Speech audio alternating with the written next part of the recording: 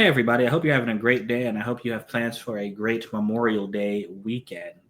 So, one of the best parts of having a channel that has two people working on it? We can split the work. So, while Jovi and family are watching Lilo and Stitch, which he will review for you because I refuse to watch it, I got to see Mission Impossible, one of my favorite franchises. Even though people tell me I shouldn't like this and hate Fast and Furious, which I disagree with, but a lot of people have told me that maybe I need to think about it, even though I'm not going to like Fast and Furious. Anyway, we have reached the eighth and final movie, supposedly, where Ethan Hunt is fighting the evil AI and the world hangs in the balance. How does it compare to the rest of the movies? Well, it is better than Rogue Nation. But do we get an action-packed and satisfying send-off for our hero, Ethan Hunt, where he gets to ride off into the sunset? Nah.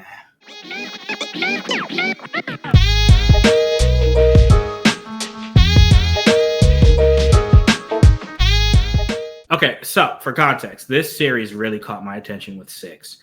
I think Mission Impossible 6 is still to this day the best action movie I've ever seen. It ranks number 1. As far as all-time movies, it was definitely in my top 10 when it came out. I think it still might be there. I'd have to think about it, but I still think it might be there. That is where this series peaked. It was just phenomenally done, which, I didn't think was possible. After Ghost Protocol, I was like, all right, I'm not really going to like any more of these movies, but I was proven wrong. So then 7 came out, and it did not live up to 6, which I knew it wouldn't, but I did not realize how much 6 had impacted me, that I was expecting so much more from 7.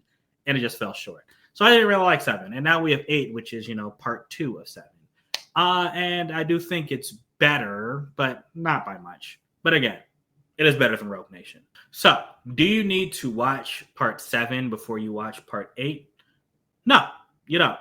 This movie has a lot of throwbacks, flashbacks, really, visually showing you what happened in the prior movie, which can work to its detriment, which we'll get to a little bit later. But that's all to say, if you just want to go to this, you haven't watched the franchise, you just want to go to an action movie, take your mind off the stuff for a couple hours, eat some popcorn, you'll be fine. This movie is not super deep. You'll be able to catch up on what's happening based on context. So don't worry about that.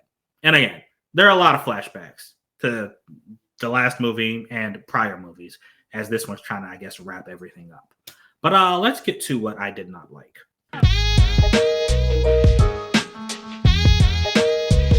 So here we have the final battle between Ethan Hunt and the artificial intelligence known as the Entity. Ethan and team started fighting it in the first movie. They got a key that they believe can help them kill it in this movie. So they are trying to race against the clock to destroy it before it takes over the world's nuclear arms and launches all the nukes, kind of like in that X-Men movie where Apocalypse took them all over. But yeah, it's planning to take them all over and launch all the nukes and destroy humans and start all over, kind of like a Noah's Ark type deal. I think they even make that reference in here. Just wipe all humans off the earth and start all over. That's it. It's basically Skynet. We also have Esai Morales. I hope I'm saying his first name correctly, but yeah, Esai Morales, who is also the villain, who is working with the artificial intelligence because he believes in what it's trying to do and thinks it's the ultimate power and wants to basically work with it / control it. We have his team back as well. We have Luther, we have Benji, we have Grace, who came last movie, played by Haley Atwell. We also see the return of some of the government heads in charge. We have Henry Czerny as the head of the IMF, Kittredge, and then we have Angela Bassett, who is the president now in this movie. Formerly director of CIA in past movies, now she is the president. Okay, so if you're new here, we like to start off sour and then sweet. We like to end on a good note. So I'm going to tell you all the things that bothered me in this movie. I'm going to start from things that were just, kind of minor annoyances to things that were like, okay, this is actually a problem. First, I mentioned you didn't have to watch the prior movie, because this movie has a lot, and I mean a lot, of flashbacks. There are a lot of cuts in the movie in general. This movie really I guess because it's the final one, they're trying to tie everything together. So you see a lot of flashbacks to the first movie. You see some to the third movie. You see a lot to last movie. In addition to all those flashbacks, which are basically used as kind of exposition dumps, you get a lot of like you know that mechanic where someone says here's the plan, then they talk about the plan and then you see it on screen. So like for example, I'd say here's the plan, you're going to break into the vault at 0800, my man One-Eyed Ricky's going to be there to give you the decoder. And then like you're seeing all the stuff, you see this guy walking to this bank, getting to this vault, One-Eyed Ricky handing him a decoder and all this stuff like on screen. Like that happens a lot. And it's actually got to the point where I was like, yo, why do they keep doing this? It's just padding the runtime, especially because half the time this stuff doesn't even happen. They're just showing you what they want to do, but it is not actually happening. And then when I left the theater, I realized why it was happening, because it was indeed padding the runtime. Ladies and gentlemen, most common complaint I have, this movie was too long. It was too long. I sat in my seat for this showing at 3:20 post-meridian time. 20 minutes of previews, which I know because I measure because I'm weird like that, because I like to see how much time movie theaters waste my time. So the movie started at 3:40 p.m. By the time the credits rolled and I left my seat, it was 6:29 p.m. That means this movie is just under 3 hours long, and it has no right to be. You know why it has no right to be? Because of my next complaint. The characters in this movie. I love Angela Bassett's character. I love her and Hannah Waddingham, who's introduced in this movie. They have some sort of history there between them that this movie goes into. That sounded interesting, but it doesn't go any deeper. The guy Kittredge, he's been in this movie since the first one, literally. And he's given less in this movie than he was in the last movie to do. And, you know, I mean, he's an interesting character. We could have gotten some more development with him since he knows Ethan basically the best. Benji and Luther, I'm tired of always complaining about them not doing a lot, especially Luther. Benji, at least, you know, he's in the movie telling Ethan what to do a lot, even if he himself isn't really in the action. Although I guess he is in this movie, so there's something. But I'm tired of complaining about them. I wish they would have more to do. Greg Tarzan and Palm Clementif also joined the team in this movie, and I mean, just don't even worry about them. I'm not even going to waste time with them. Trammell Tillman, Mr. Milchick, my man from Severance, he is in this movie, and he is excellent in the scenes he was in. I wish we had more of him, but we don't. Really, this movie completely focuses on Ethan Hunt, as it should. Grace has a lot of screen time, Haley Atwell, and that's really it. And even Grace herself, although she's on screen a lot, we still don't even know that much about her. We don't get to know her as a character. Like she was introduced in the last movie and I mean quickly just joined the team and became super loyal to them. And it's just like, okay, I guess, whatever. Shea Wiggum, I'm going to put his face here because I know you know his face if you see it. He's also in this movie, man. He is the son of, oh my gosh, Angelina Jolie's father, Jon Voight. He's the son of Jon Voight's character from the first movie, who was an original character from the original TV series. They put him in here. Add that detail that, you have this connection to the original series. And what does he do in the movie? Absolutely nothing. But by far, the biggest thing that this movie failed was the villain. Both of them. Let's start with the AI. The AI is supposed to be essentially Skynet. And even though it seems to be all powerful, you never feel like it's actually a threat. It's just always in the background as a timer. He confronted it more again in the last movie than he did in this movie.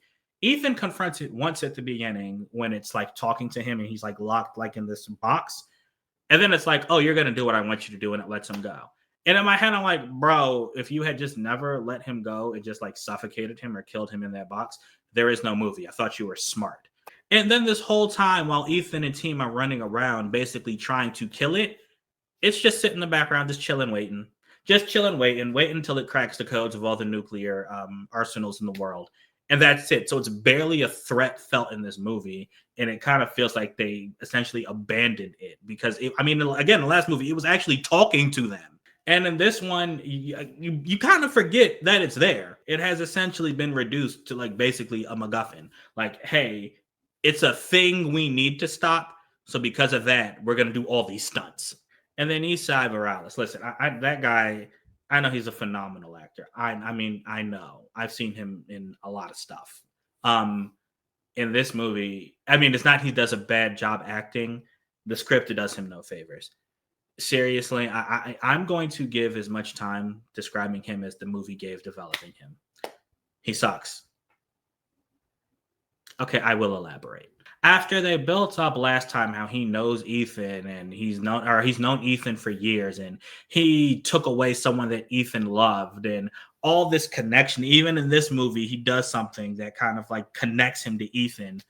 He never really feels like someone that Ethan like wants to get rid of, that he cares about. Clementive's character wants to kill him more than it seems Ethan does. Ethan just seems so focused on, oh, we got to stop the nuclear war, that's or the nuclear holocaust that's coming. Also, there's a lot of time spent in this movie where his character, Issei, the villain, Issei Morales' character, is basically saying, Ethan, because you have one piece of what I need, the thing that can kill the AI, I need you alive. Because you are singularly important, I can kill everyone, but you, Ethan, you have to live. And he says this the entire film. From the beginning, he doesn't even let someone shoot Ethan because he's like, I need him alive.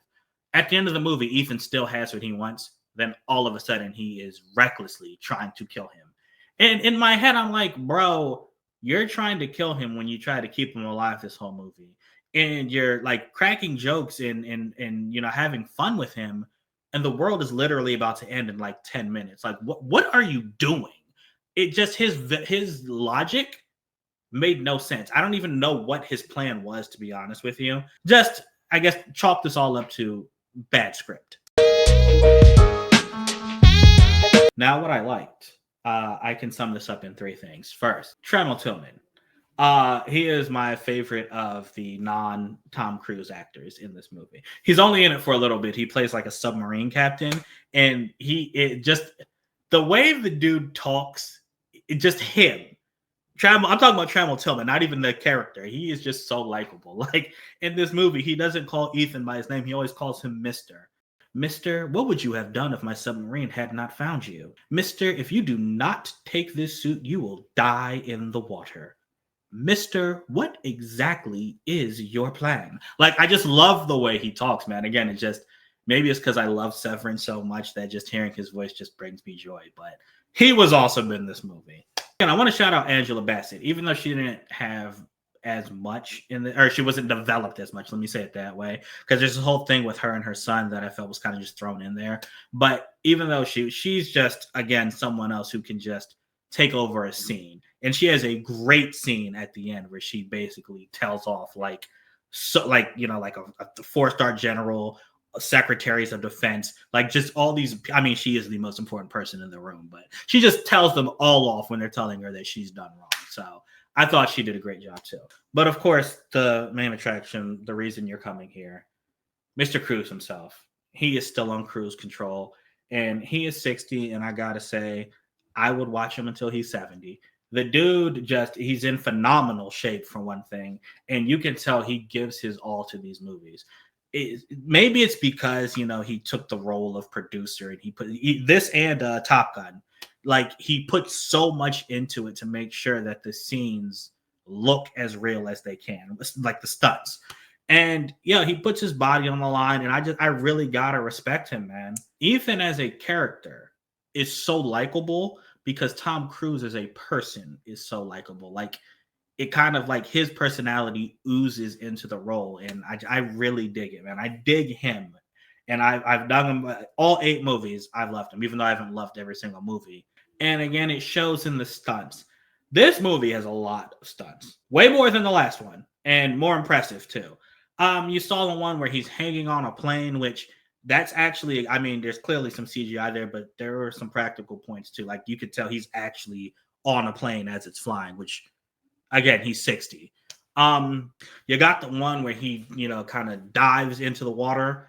We have a parachute scene. We have there's a Sorry, I had to catch myself. I almost spoiled something. But there's a submarine scene, and let's just like he's basically he goes into the sub because he's trying to find something, and the sub is submerged, like it's on the ocean floor, and all the time it caught me during this movie.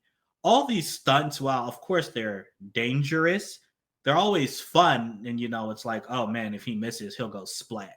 Here, it was like a very slow burning type of fear.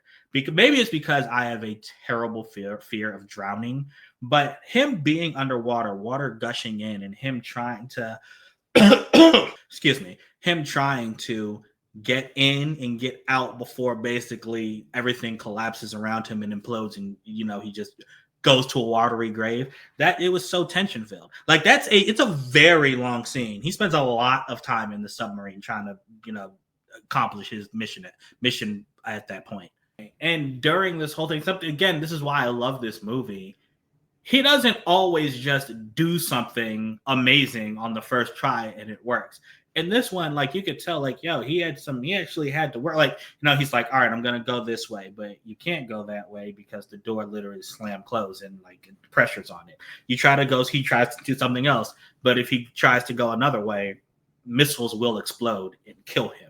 So then he's like, all right, maybe I can squeeze through here. Like he's trying a bunch of different stuff while time is running out. And it's probably the most tense I felt watching one of these Mission Impossible movies. But yeah, man, I've been talking for a minute. Bottom line, this movie accomplishes what it means to do. Okay. It is not the strongest script. It does not have the strongest character development. And honestly, the ending, which is another sour, was super anticlimactic. Like for it to be the final one, both the villain's ending and the hero's ending, they're both just like, okay, all right, and that's probably why I hated this villain. Honestly, I know I'm switching. I know I'm kind of bouncing back to sour, but like the villain really was a problem for me in this film, man. Like I think John Voight in the first one, and even Philip Seymour Hoffman in the third one, which I know people really don't like, but he himself was a great villain. This villain was just it's unfortunate this is the final one. Anyway, you're here for the stunts. The stunts are amazing. They are not as good at 6 at all, so don't think that. I think this series peaked at 6, and yeah, it's still there. I do think this is better than the predecessor, and it's definitely better than Rogue Nation. So if you're looking for something to watch this Memorial Day weekend, I can recommend Mission Impossible Final Reckoning for you. Just plan your day and be prepared because, 2 hours and 50 minutes, it's kind of long. Anyway, if you saw it, let me know what you thought about it. I appreciate you guys. And until next time, I'm out.